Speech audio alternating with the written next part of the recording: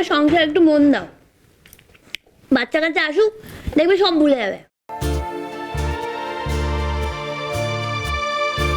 অনিশ্চিতের যে সন্তান তোমার পেটে এসেছে তাকে পৃথিবীর আলো দেখাবে তো মা আমার। আমি অনেক আশা করে আছি মা গো, সে আশা ভেঙে গেলে আমার বুকটা যে চুরমার হয়ে যাবে। দেখো বদ্দি, তুমি সব ব্যাপারে ফাঁস, শুধু মা হওয়ার ব্যাপারে একদম ফেলটু রানি। এবার এদিকে একটু মন দাও, দেখবে ভালো হবে। তুমি তো কত কিছু করলে বলো, হ্যাঁ, শেষ রক্ষা আর হলো না, ওই তীরে এসে তোমার একেবারে ডুবে গেল।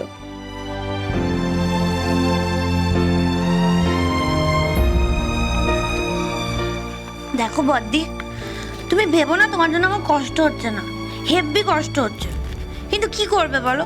ওই যে মা বলে না কি অদৃষ্টের লেখন নাকি, তোমার কপালে ওরম লেখা আছে। আমি একটা কথা বলি, হ্যাঁ, তোমার না এই কপালে এই শান্তি সুধা লেনে বসে চচ্চড়ি বানানোর কপালে যখন লেখা আছে, তুমি মেনে নাও, সেটা ভালো করে করো, সেটাতে ফাঁস হও। হ্যাঁ,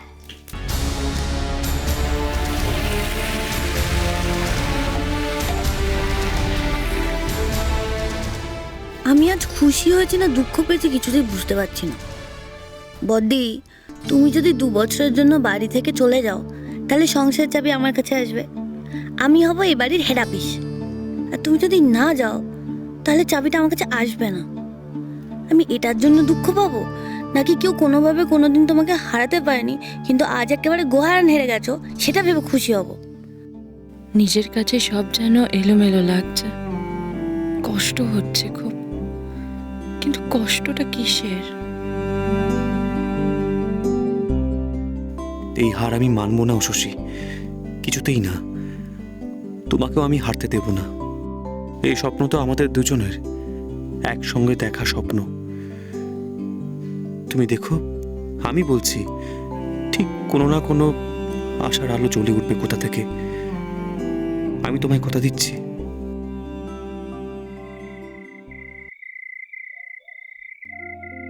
তুমি বেশি বেশি করে বলছো। ও মা, আমি কেন বেশি বেশি বলতে যাব? আমার ছোট বোনকে মহারানীর মতন লাগবে না তো কাকে লাগবে শুনি?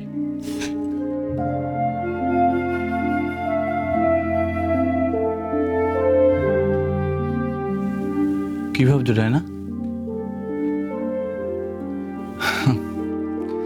আমি জানি তুমি কি ভাবছো। তোমার তো ভাবার একটাই বিষয়, বড় বৌদি আর বড় বৌদি, কি তাই না? এই রায়না, এত খারাপ লাগছে শশীর জন্য। বেচারি কত কষ্ট করে পড়াশোনা করলো, পরীক্ষা দিল, চাকরিটাও পেল, কিন্তু চাকরিটা করতে পারবে না। আচ্ছা, ভালো রেজাল্টের কি কোনো মূল্য পাবে না ও? এটা ভেবে কষ্ট লাগছে জানো তো। কষ্ট কষ্ট কষ্ট, তোমার আর কি, তোমার তো কষ্টের বাহানা চাই। আমার তো বিরক্ত লাগছে, মোদের ব্যবসাটা এতদিন ধামাচাপা দেওয়াই আছে, যা কিছু করতে হয় একেবারে লুকিয়ে চুরিয়ে।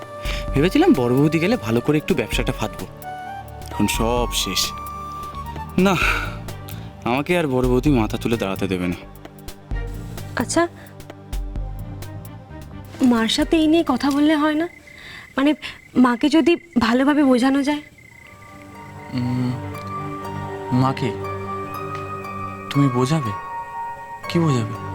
আমি একা না, মানে আমরা সবাই মিলে যদি বোঝাই, তাহলে হয়তো মা শশীর ট্রেনিং নিয়ে আর কোনো আপত্তি করবেন না। সে তুমি মন্দ বলনি, তবে কাল সকালে বুঝিও, সবাই মিলে বুঝিয়ে বড় বৌদিকে ঠিক ট্রেনিংয়ে পাঠিয়ে দেওয়া যাবে। শোনা, তাহলে দেখবে বড় বৌদিও খুশি হয়ে যাবে।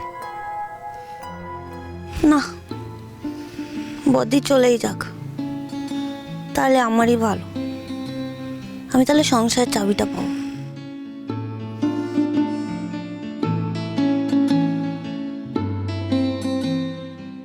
না, সংসারের চাবি আমার চাই, ওটা না পেলে আমার লাইফটা স্পয়েল হয়ে যাবে। আর মাকে যদি কেউ না বলে, আমি গিয়ে মায়ের মাথা খাবো। না, মাথা খাবো না, ভালো করে মাকে বুঝিয়ে বলবো, মা মা বড়দিকে ট্রেনিংয়ে যেতে দিন না মা, চাকরিটা করতে দিন না মা।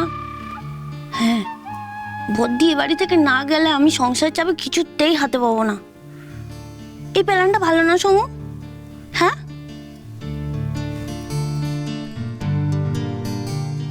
এই, ধ্যাৎ, এত ভালো একটা প্ল্যান বলছি আর উনি ভস ভস করে ঘুমোচ্ছে। তুমি না 1 নম্বরের একটা ইয়ে। আমি বড় হয়ে পুলিশ অফিসার হব আর দুষ্ট লোকদের শাস্তি দেব। আমি ভারতীয় সংবিধানের প্রতি সবসময় আনুগত্য ও নিষ্ঠা রাখব। ভারতীয় সংবিধানের পূর্ণ সততার সঙ্গে নিজের দায়িত্ব ও নিষ্ঠা পালন করব। সমস্ত অনুকূল ও প্রতিকূল পরিস্থিতিতেই আমি আমার কর্তব্য পালন করব। আমার প্রতিটি শ্বাস, সমস্ত পদক্ষেপ ও প্রতিকূল আমার দেশেতেই আমি নিজেকে পালন করব, আমার দেশের কাছে উৎসর্গ করলাম।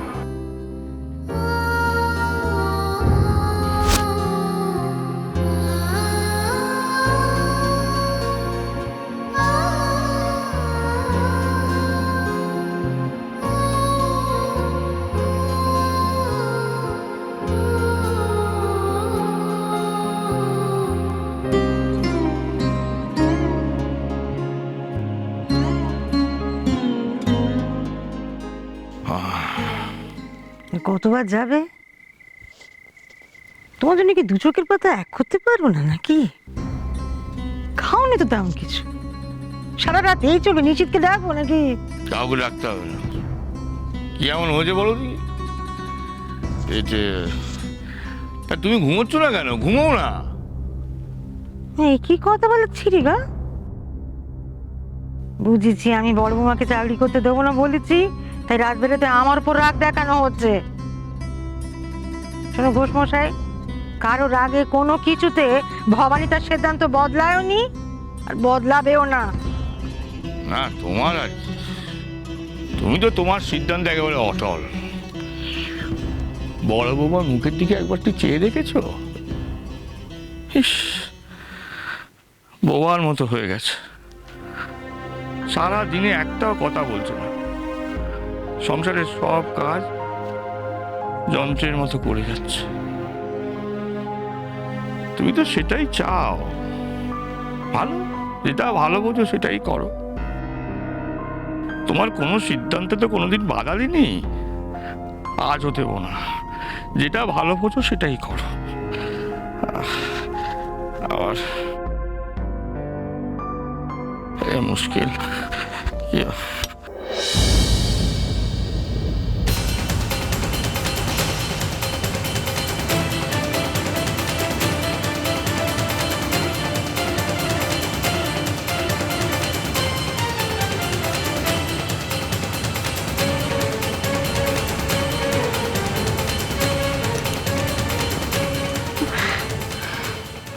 পারি না, মন মেজাজ খারাপ।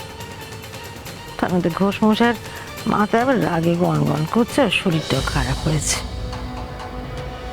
বয়সে বাচ্চাদের মতোরা, মাথাটা তো ঘুরে উঠোনে পড়ে গেল।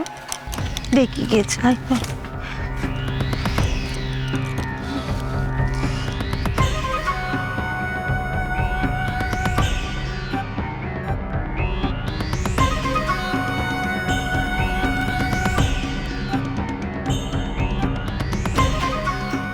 বইটা মলাট করে দিয়েছি।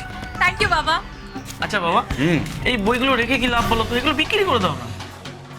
দেখ, তোদের বাবা তো তোদের জন্য কিছুই রেখে যেতে পারবে না, মানে বাড়ি গাড়ি, টাকা পয়সা, গয়নাগাটি, ব্যাংক ব্যালেন্স কিছুই না।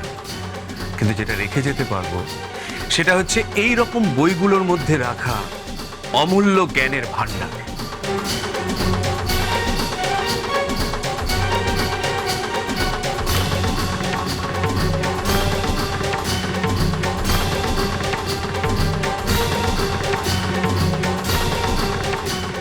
তুমি কি চাইছো বড় বৌমা? ওই চিঠি ছুঁড়ে ফেলে দিয়েছিলাম বলে, ট্রেনিং এ যেতে দিইনি বলে প্রতিশোধ নিচ্ছ তো? আচ্ছা হলো তাতে তুমি না বড় বৌমা, আমি এ বাড়ি ছেড়ে চলে যাচ্ছি।